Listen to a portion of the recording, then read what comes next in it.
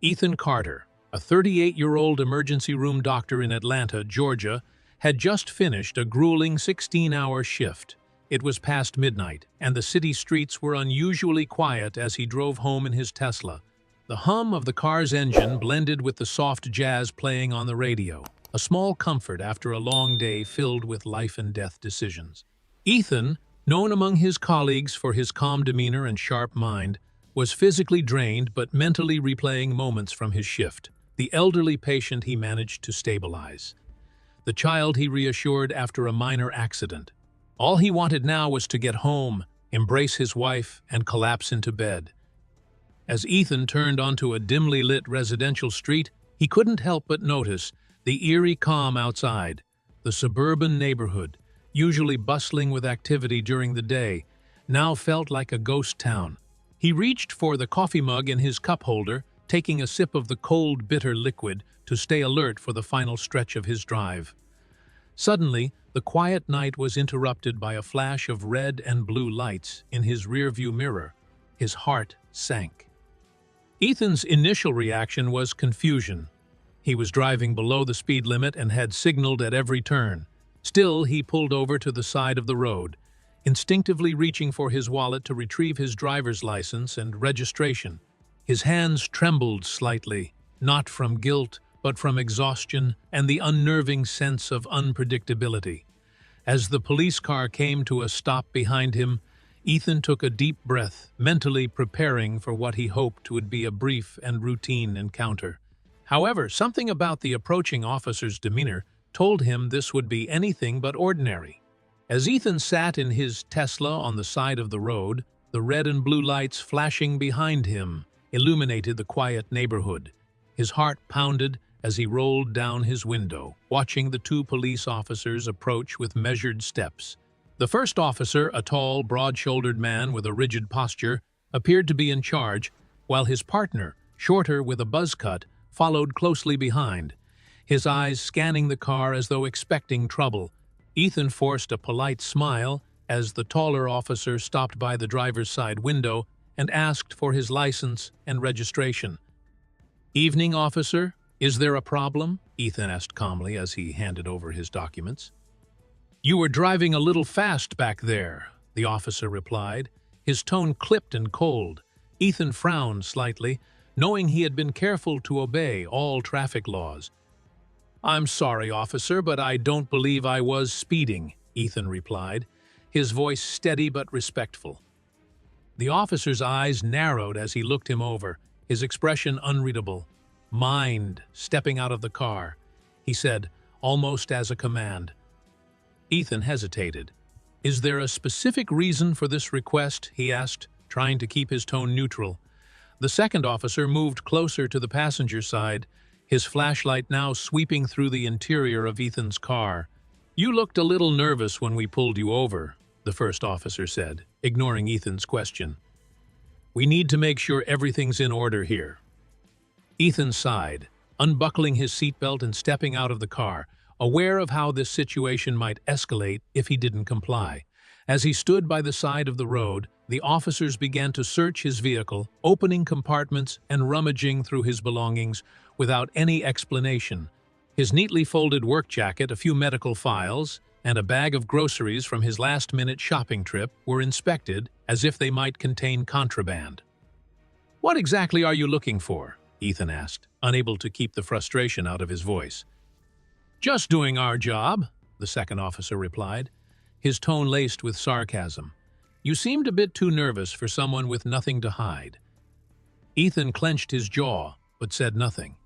His mind raced as he watched the officers tear through his personal belongings, their demeanor increasingly condescending. Despite his exhaustion, he remained composed, aware that any outburst could worsen the situation. After a few minutes of fruitless searching, the taller officer turned to Ethan. "Why don't you just tell us what you're hiding and save us all some time?" he said, smirking. "Hiding? I'm an, doctor heading home after a long shift," Ethan replied, keeping his voice measured despite the anger bubbling beneath the surface. The officers exchanged a glance before the taller one stepped closer. "You're under arrest for obstruction of justice," he declared, pulling out a pair of handcuffs. Ethan was stunned. Obstruction of justice. For what? "I've done nothing wrong," he protested, but it was no use. The cuffs clicked around his wrists as he was led to the patrol car, his mind reeling. The quiet night had transformed into a nightmare, and Ethan couldn't shake the feeling that this wasn't about justice at all. Ethan sat stiffly in the back seat of the patrol car, his wrists aching from the handcuffs that dug into his skin with every bump in the road. The cold, hard plastic seat was uncomfortable, but the greater discomfort came from the humiliation of being treated like a criminal for no apparent reason. He watched as the two officers chatted casually in the front seats, occasionally glancing back at him with smug expressions. It was as if they had already decided his guilt, and this was just another routine power trip for them. "Got anything illegal in the car you forgot to mention?" the shorter officer asked, twisting in his seat to look back at Ethan. Ethan raised an eyebrow, his voice calm but firm. "You already searched the car. If you found nothing, what exactly are you asking for?" The officer smirked. "Just making sure. People like you tend to forget details." The phrase "people like you" hung in the air, heavy with implication. Ethan clenched his jaw, suppressing the anger rising within him. He had encountered prejudice before, but this was different. It wasn't just a passing comment or an ignorant remark. It was a blatant misuse of authority. He took a deep breath, reminding himself that staying calm was the only way to maintain control in an increasingly hostile situation. The ride to the precinct felt endless, every pothole in the road jarring Ethan's already frayed nerves. The officers, seemingly unconcerned with his discomfort, exchanged jokes and laughed loudly, as though his presence in the backseat was merely an inconvenience in their otherwise pleasant night. Ethan sat silently, his mind racing with questions. What was their endgame? Was this about him driving a nice car while being black, or did they simply want to exercise their power over someone they assumed wouldn't fight back? When they arrived at the station, the fluorescent lights buzzed overhead, casting a harsh glow over the dingy walls and scuffed linoleum floors. Ethan was escorted into the booking area, where a bored-looking officer sat behind a desk, chewing gum loudly. The taller arresting officer handed over Ethan's documents with an exaggerated flourish. "Brought him in for suspicious behavior," the officer announced, as though he'd just nabbed a dangerous fugitive. The desk officer glanced at Ethan, her eyes briefly flickering with curiosity before returning to her paperwork. She handed him a clipboard without much interest. "Fill this out," she muttered. "With what?" Ethan asked, lifting his cuffed wrists. The officer sighed dramatically, motioning for the shorter officer to uncuff him. Ethan flexed his wrists as the handcuffs were removed, the marks on his skin a physical reminder of the indignity he had just endured. He filled out the paperwork quickly, his hands steady despite the turmoil inside. Once he was finished, the officers shoved him into a holding cell, the clang of the metal door echoing loudly in the nearly empty space. Ethan sat on a cold bench, his mind spinning. The cell smelled faintly of sweat and despair, and the two other men inside barely acknowledged his presence. Ethan leaned back against the wall, his exhaustion now mingling with frustration and a simmering determination. As the minutes dragged into hours, Ethan replayed the events in his mind. The officers' smirks, their dismissive remarks, and their baseless accusations all pointed to one thing. They believed they could treat him however they wanted without consequence. But they didn't know who they were dealing with. Ethan wasn't just any ordinary citizen. He had the knowledge, the resources, and the will to ensure that this injustice wouldn't go unanswered. The next morning, Ethan found himself seated in a courtroom, the fluorescent lights harshly illuminating the tension in the air. The judge, an older woman with sharp features and a no-nonsense demeanor, presided over the proceedings. Ethan sat quietly, his calm exterior masking the frustration simmering beneath the surface. Across the room, the two officers, still brimming with misplaced confidence, prepared to give their account of the events. The taller officer spoke first, describing Ethan's supposed suspicious behavior during the traffic stop. He painted a picture of a man who was nervous, evasive, and uncooperative, embellishing details to justify their actions. The shorter officer nodded along, adding his own exaggerated claims. To the uninformed, their narrative might have sounded plausible, but Ethan knew the truth, and he was about to reveal it. When the judge motioned for Ethan's lawyer to respond, the defense presented a folder to the court. The judge's expression shifted as she flipped through the documents, her eyebrows furrowing in recognition. Ethan rose to his feet, his voice steady and composed. "Your Honor, I complied with every request made by the officers," he began.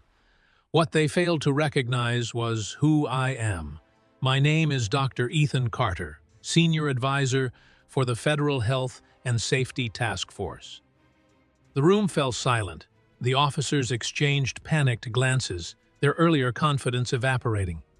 The judge fixed her piercing gaze on them. "Officers," she said sharply, "did you know this when you arrested him?" The taller officer stammered, attempting to justify their actions, but the judge wasn't having it. The tide had turned. Ethan's calm revelation had not only exposed the officers' misconduct, but also shifted the focus onto their abuse of power. The courtroom was electric with tension as the judge addressed the two officers, her voice cutting through the air like a blade. After reviewing the evidence, it's clear this case is not about a routine traffic stop, but a gross abuse of authority. She began, her piercing gaze fixed on the two men who now looked like shadows of their former selves. Gone was the smug confidence they had displayed the night before.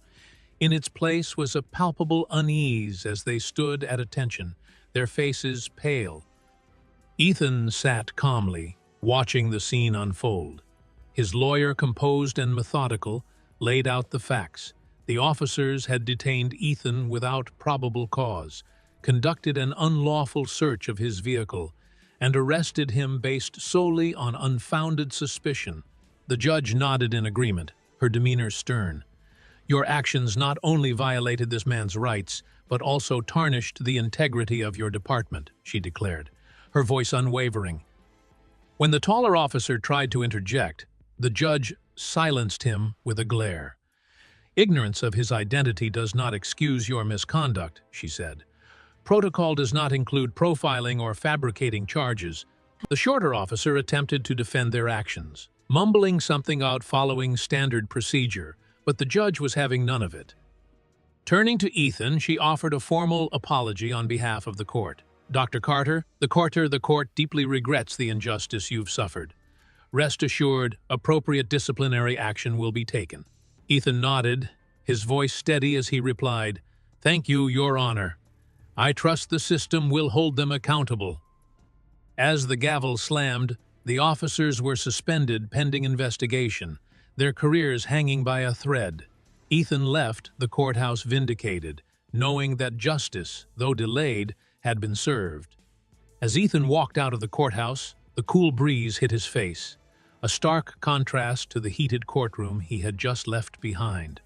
Reporters swarmed around him, their microphones and cameras capturing every moment, but Ethan remained composed.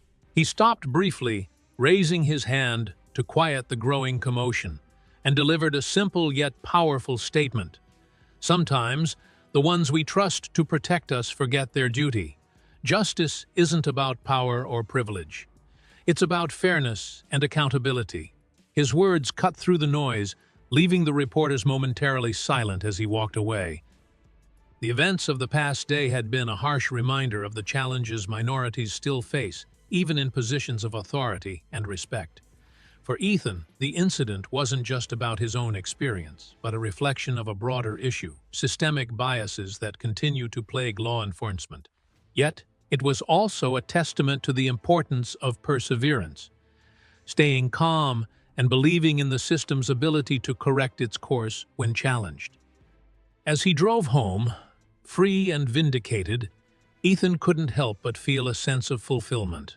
The officers who had acted with prejudice were now facing accountability, and his story had sparked a conversation about fairness and integrity, and outcome more valuable than he could have anticipated. Today's story isn't just about facing injustice, it's a reminder that standing firm in the face of adversity can bring about change. If you were in Ethan's position, what would you do? Would you fight to the end to defend your rights? 1. Or try to compromise to avoid potential risks? 2. Let us know by commenting 1 or 2 below. I'm excited to hear your thoughts. And don't forget to like, subscribe, and share this story to help spread awareness. Your support means the world to us.